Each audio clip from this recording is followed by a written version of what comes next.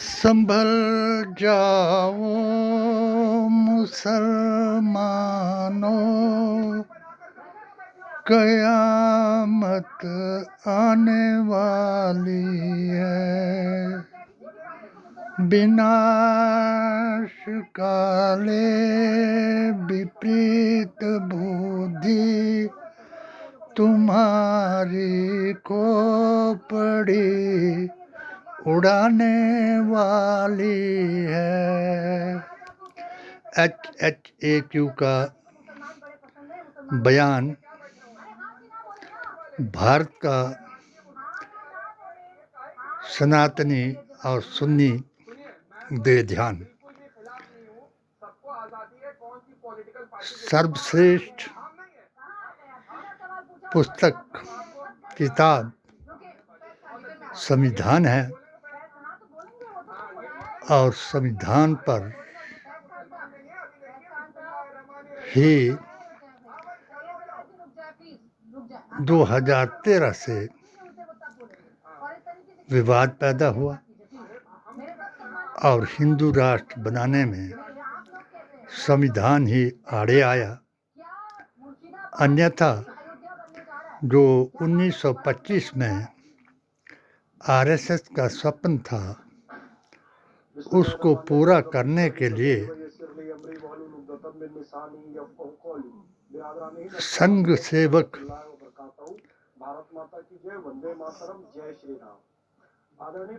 3 साल से विजय प्राप्त करने वाले,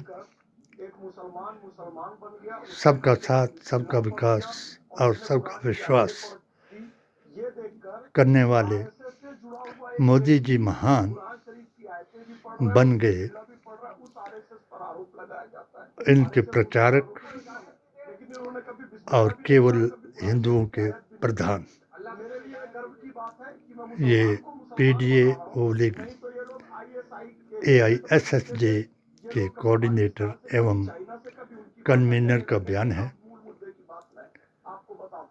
यही हमारा भारत की आज़ादी को और संविधान को बचाने का अभियान है। 135 साल का जो बाबरी का विवाद हल हुआ, वो भारतीय संविधान से हुआ, कानून से हुआ, कुरान से हुआ और मेरे आकाए दो जहां रसूलुल्लाह सल्लल्लाहु अलैहि वसल्लम की जुबान से हुआ। क्योंकि उन्होंने फरमाया कि तफरका मस्जिद को गिराना सुन्नत है और बनाना जो है वो एक उपद्रव है, युद्ध है। आज जो युद्ध हिंदू मुसलमान में,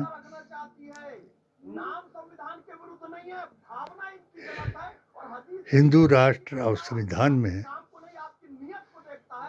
चल रहा है, उसके बारे में मैंने मोदी मिशन मुस्लिम मोर्चा हिमाचल प्रदेश का महामंत्री होते हुए अपनी 7 सूत्रीय पेटिशन के जरिए मोदी जी महान को बताया कि क्या चाहता है भारत का मुसलमान। इसमें मैंने एक जरूर उनको याद कराया कि वो हिंदू जिनकी आप बात कर रहे हैं, वो अंग्रेजों के पेंशन भोगी हिंदू थे, और वो मुसलमान जिनके खिलाफ और जिनके जैसा आप हम जैसे मुसलमानों को बता रहे हैं, जिन्होंने भारत की आज़ादी में अपनी गर्दनें कटाई, जिन्होंने पाकिस्तान के साथ युद्धों में परमवीर चक्र प्राप्त किए, ब्रिगेडियर उस्मान और अब्दुल हमीद ने जो भारत के पक्ष में परिणाम दिए, उनको इतिहास कभी नहीं भुला सकता। जिनके नाम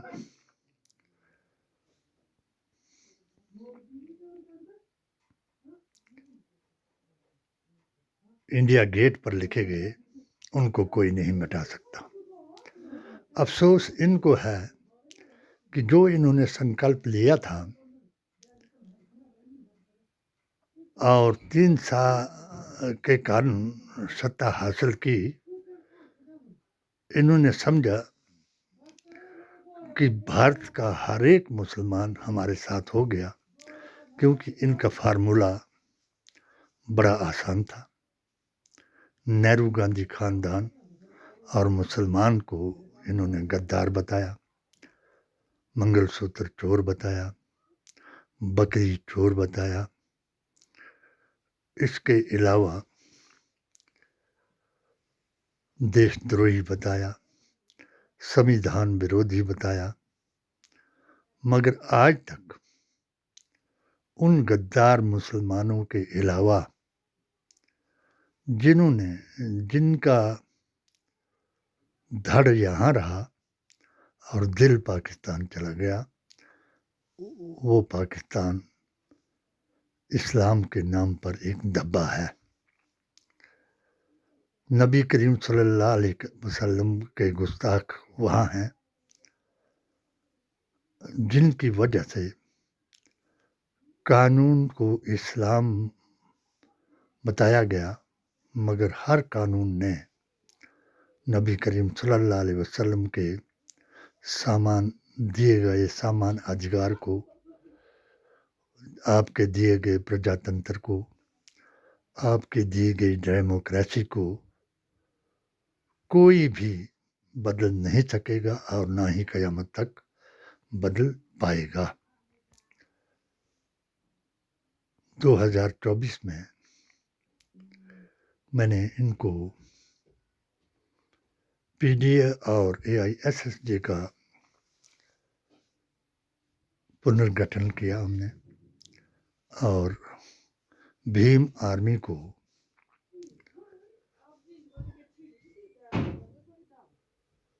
क्रांतिकारी सेना बना करके तीनों का समावेश किया। मुझे अफसोस हिमाचल में हुआ कि जब हमने 40 = 40 के फार्मूले से 400 से पार कराने वालों को, संविधान को बदलने वालों को, मुसलमान को गद्दार बताने वालों को, और कांग्रेस के नेहरू से लेकर के आज तक राहुल तक कांग्रेसियों को देशद्रोही और मुसलमानों के दोस्त बताने वालों को हमने सबक दिया। मगर जिन लोगों के लिए हमने 8 स्टेटों के कोऑर्डिनेटर और अध्यक्ष पीडीए बनाए, मगर एक के साथ भी अखिलेश यादव,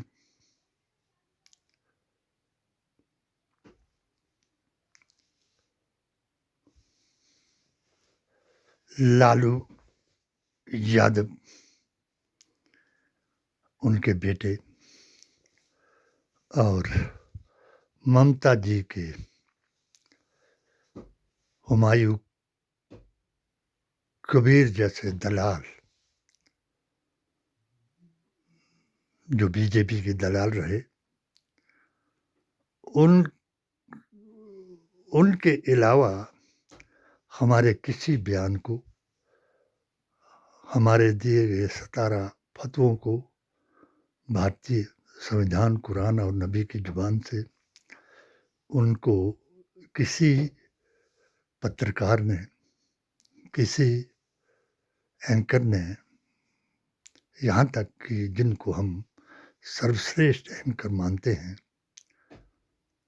मगर अब हिंदुत्व के नाम पर उनको सर्वश्रेष्ठ माना जाता है, रजत शर्मा जी, उनको मैंने 17 फतवे दिए और बार बार निवेदन किए कि अगर मेरे इस 3 सा के फतवे को, यानी 3 सा से आप लोगों ने, मोदी जी ने सबका दिल जीत लिया और 3 गा से नेहरू गांधी खानदान और मुसलमान को गद्दार बता दिया और अब 3 वाह से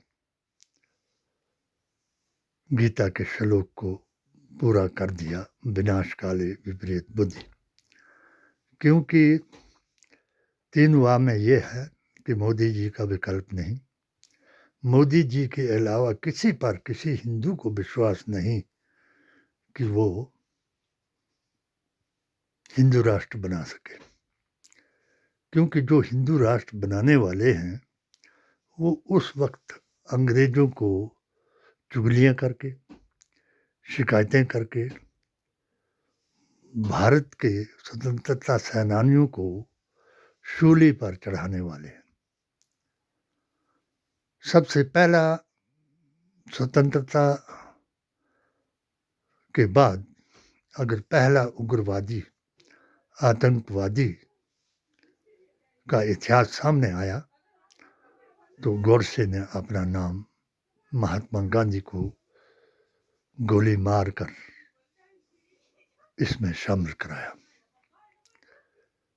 दूसरा उग्रवादी जिसने शेर कश्मीर शेख अब्दुल्ला के अकीदे को ठुकराया और अपना दिल और दिमाग पाकिस्तान के साथ लगाया और लोगों को भारत की मोहब्बत तोड़ा करके इस्लाम के नाम पर अनपढ़ लोगों को कश्मीरियत, जमहूरियत और शरीयत से बाहर कराया। क्योंकि शरीयत पर कब्जा मुल्लाओं का हो गया, हिंदुत्व पर कब्जा गोडसेवादियों पर हो गया और हिंदू मुसलमान को बदनाम कराया।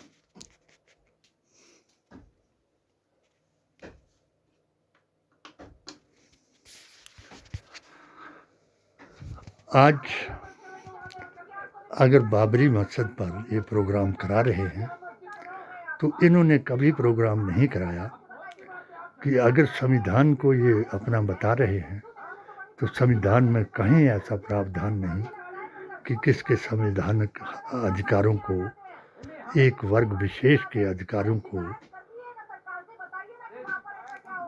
झुठलाया जा रहा है और उनको उत्पीड़ित करके उनसे जबरदस्ती जय श्री राम कराया जा रहा है। कई किस्म की सेनाएं तैयार हुई और वो सेनाएं गांधी गोत्र और गाय के नाम पर उन लोगों को ढूंढ ढूंढ कर जला रही है, मार रही है। और संविधान में कहाँ प्रावधान है कि उनको इस बात की आज़ादी दी गई कि आप एक ही वर्ग मुसलमानों को ख़त्म करने का प्रोग्राम बनाया जाए। बीच में नहीं बोलना भाई, देश के हक में। अरे रुकिए ना, अरे अभी आपने कहा ना कि वक्फ बोर्ड हमारा है। कोई भी कानून आप बता दो, आवाज भी जाएगी, आवाज आप बताइए। अच्छा तो मुझे बताइए ना भाई, या तो वक्फ बोर्ड हमारा है या नहीं है, दो ही चीजें। मतलब कानून बने तो ये कह देते हो कि हमारी जमीनें ले रहे हो, नहीं, और अब वक्फ बोर्ड अगर मस्जिद नहीं बना रहे तो कह रहे कानून सरकार नहीं बनने के लिए क्यों बना रहे हो। रुकिए ना, बीच में तो जाहिर है वक्फ बोर्ड ने अगर मस्जिद बनाने का काम किसी फाउंडेशन को दिया है तो उनकी जिम्मेदारी है, उस पर सवाल जवाब करिए, कहीं कोई परेशानी नहीं है।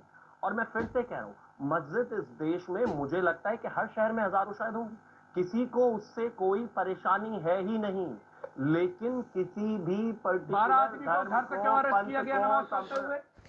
परेशानी अंधभक्तों को संभल से है, क्योंकि संभल में आखिरी अवतार कल्कि हजरत मोहम्मद मुस्तफ़ा के रूप में 570 ईस्वी में पैदा हुए और ये वेद पुराण गीता ग्रंथ और कुरान से साबित है, जो मैंने अपनी मुतालिया की पुस्तक में लिखाया और अपनी पेटिशन के जरिए गृह मंत्री, रक्षा मंत्री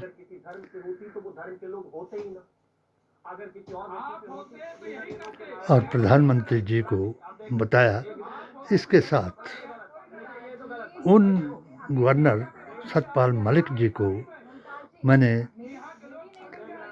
उग्रवाद, आतंकवाद और अलगाववाद करने वाले कश्मीरी मुसलमानों पर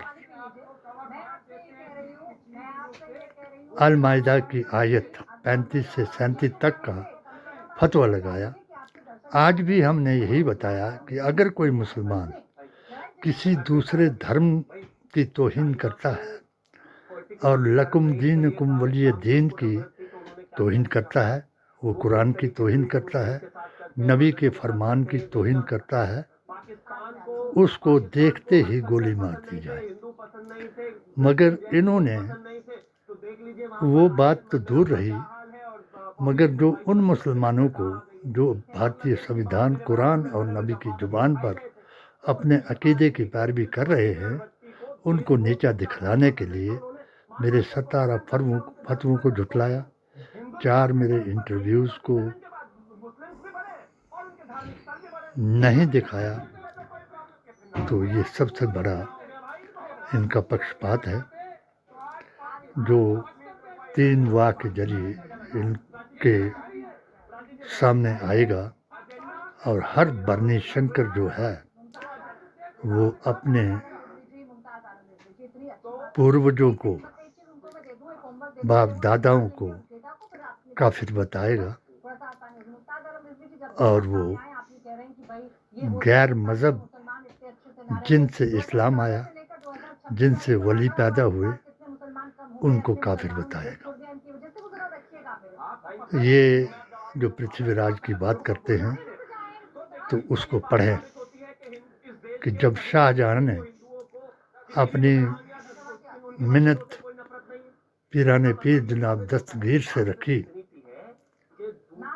कि जब तक मैं दाढ़ी नहीं मुंडाऊंगा, जब तक आप मेरी मदद करके पृथ्वीराज को नहीं हटाएंगे, क्योंकि पृथ्वीराज ने उसको पछाड़ा था। और आकाए दो जहां रसूलुल्लाह की आल के वो पीर मुहीउद्दीन चिश्ती रहमतुल्लाह अलैह ने पृथ्वीराज की माँ के ख्वाब में आकर के उनको बताया कि अपने बेटे को बता दो कि मेरा काम किसी से झगड़ा करना नहीं, मैंने अपने नबी के दीन की पैरवी करने के लिए, अपनी ड्यूटी निभाने के लिए, क्योंकि दीन की पैरवी करना, अपनी ड्यूटी निभाना हर मुसलमान पर फर्ज आया, जो सूरा अल इमरान की आयत 114 ने बताया कि तुम सच्चों के साथ हो जाओ, तुम में से एक ऐसी जमात होगी जो अच्छाइयों की तरफ बुलाएगी और बुराइयों से रोकेगी। इसलिए आज मुसलमानों को इस अधेड़ बुन में पड़े हुए हैं, जो चाहे ओवैसी हों, चाहे अरशद मदनी हों, वो अपने उस वक्त को याद करें, उन पूर्वजों को याद करें जिन्होंने आज़ादी भारत को दिलाई।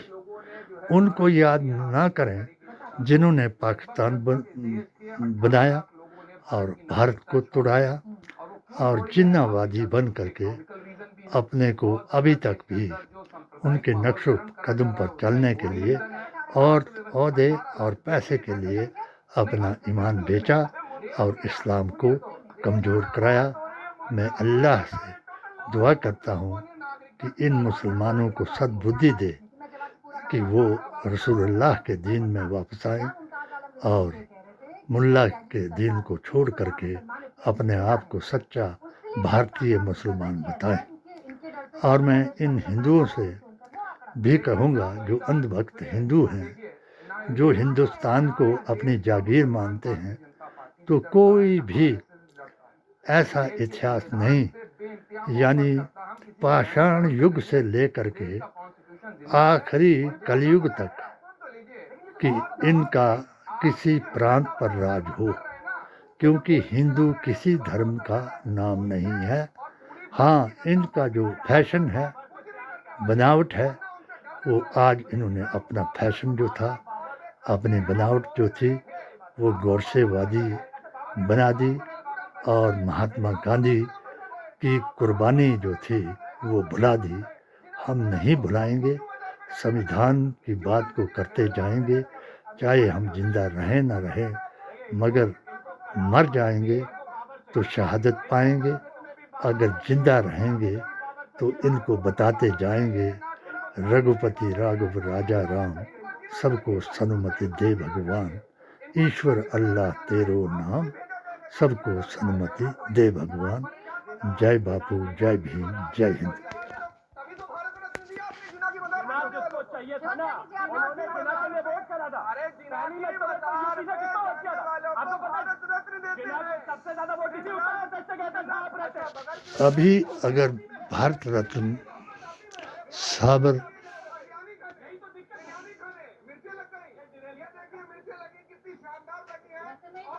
मती के संत को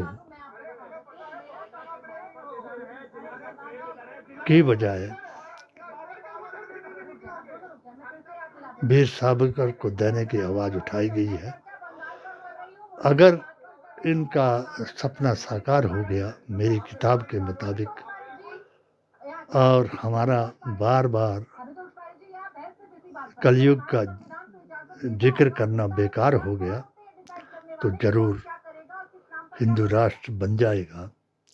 और वो कट्टर हिंदू जो गोरसेवादी है, उनको भी भारत रत्न देने की आवाज़ उठाएगा, क्योंकि अभी ट्रेलर ही दिखाया इन्होंने 12 साल में। अब फिल्म तो आगे दिखाई जाएगी। जय हिंद।